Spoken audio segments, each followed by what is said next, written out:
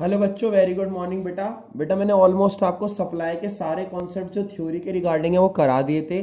आज मैं आपको न्यूमेरिकल टॉपिक आपका स्टार्ट कराने जा रहा हूँ, जिस टॉपिक का नाम है बेटा इलास्टिसिटी ऑफ सप्लाई।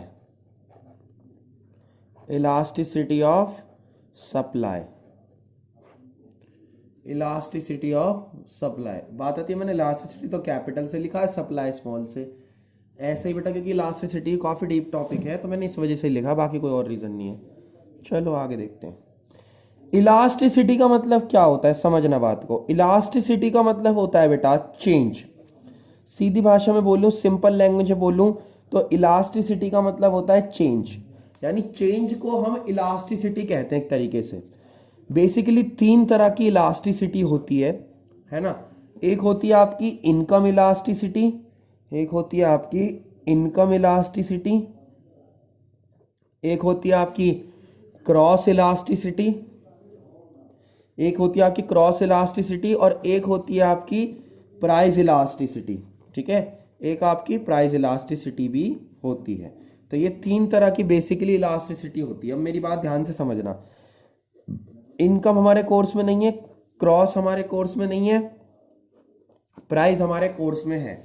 वैसे बता देता हूं, इनकम इलास्टिसिटी का मतलब है बेटा जब इनकम की वजह से डिमांड चेंज होती है तो वो इनकम इलास्टिसिटी है।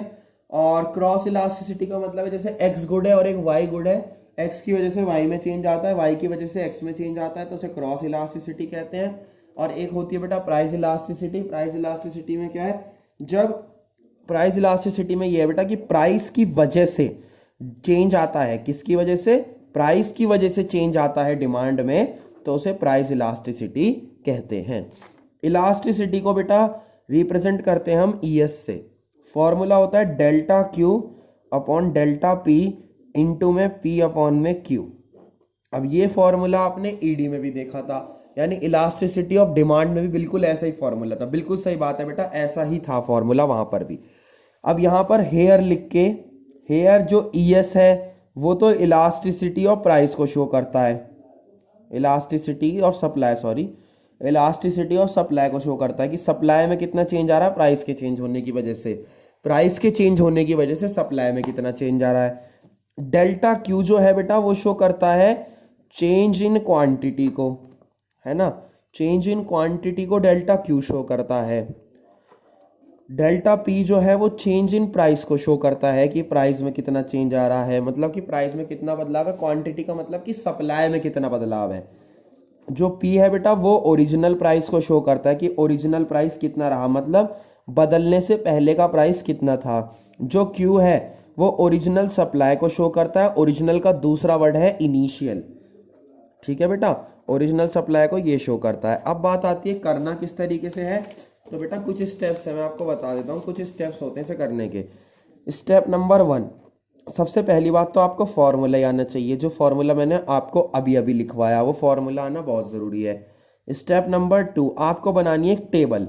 टेबल कौन सी, मैं बता रहा हूँ टेबल कौन सी। आपको हमेशा टेबल बनानी है, अगर आपको कभी गलत नहीं करना ना, टेबल जरूर बनाओ। P और Q और P1 और Q1। देखो P और Q तो ओरिजिनल है, मतलब बदलने से पहले का जो प्राइस है वो ये है। यानी आप ये कह सकते हो जो चेंज होने से पहले का प्राइस है वो P है। Q जो है वो चेंज होने से बिफोर चेंज की सप्लाई, यानी सप्लाई बदलने से चेंज होने से पहले की जो है वो ये है। बिफोर चेंज की जो सप्लाई है वो इनिशियल को ओरिजिनल कह सकते हो आप या इनिशियल कह सकते हो। P1 जो है बेटा वो न्यू प्राइस है, यानी P1 जो है वो आपका न्यू प्राइस है। और Q1 जो है वो आपकी न्यू सप्लाई है कि जो न्यू सप्लाई है वो कितनी है। तो न्यू सप्लाई, न्यू प्राइस, ये सब है P1 और Q1। ठीक है, अब यहाँ पर बात आती है कि हमें जो डेल्टा क्यू निकालना है वो कैसे निकलेगा। डेल्टा क्यू निकलेगा बेटा Q1 minus Q.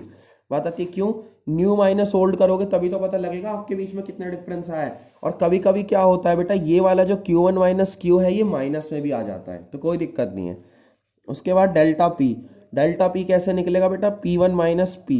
P1 minus P का मतलब क्या है बेटा, new price minus old price. जो न्यू प्राइस है उसमें से आप ओल्ड प्राइस को घटा दोगे तो आपको P1 माइनस पी करके क्या मिल जाएगा, P1 माइनस पी करके आपको चेंज इन प्राइस मिल जाएगा। ठीक है बेटा, कि जो प्राइस में चेंज आया है वो कितना है वो आपको पता लग जाएगा। तो यानी कि बात क्या है, इलास्टिसिटी ऑफ सप्लाई का फॉर्मूला है बेटा पहली बात तो इलास्टिसिटी 3 तरह की है, 2 हमारे सिलेबस में नहीं है, एक हमारे सिलेबस में है।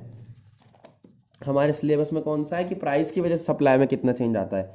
फॉर्मूला क्या है, delta Q upon delta P into P upon Q. Elasticity of supply का डेल्टा क्यू का मतलब है चेंज इन सप्लाई या change in quantity, delta P का मतलब है चेंज इन प्राइस। पी और क्यू दोनों ओरिजिनल प्राइस और ओरिजिनल सप्लाई को कहते हैं। और फिर हमने क्या कहा, स्टेप 1 पे ये, स्टेप 2 पे ये, और स्टेप 3 पे सॉल्व। स्टेप 3 पे क्या है बेटा, सॉल्व है। मैंने आपको बता दिया कि किस तरीके से करना है। नेक्स्ट क्लास में मैं आपको इसके क्वेश्चन करके दिखा दूंगा। ठीक है बेटा, थैंक यू सो मच।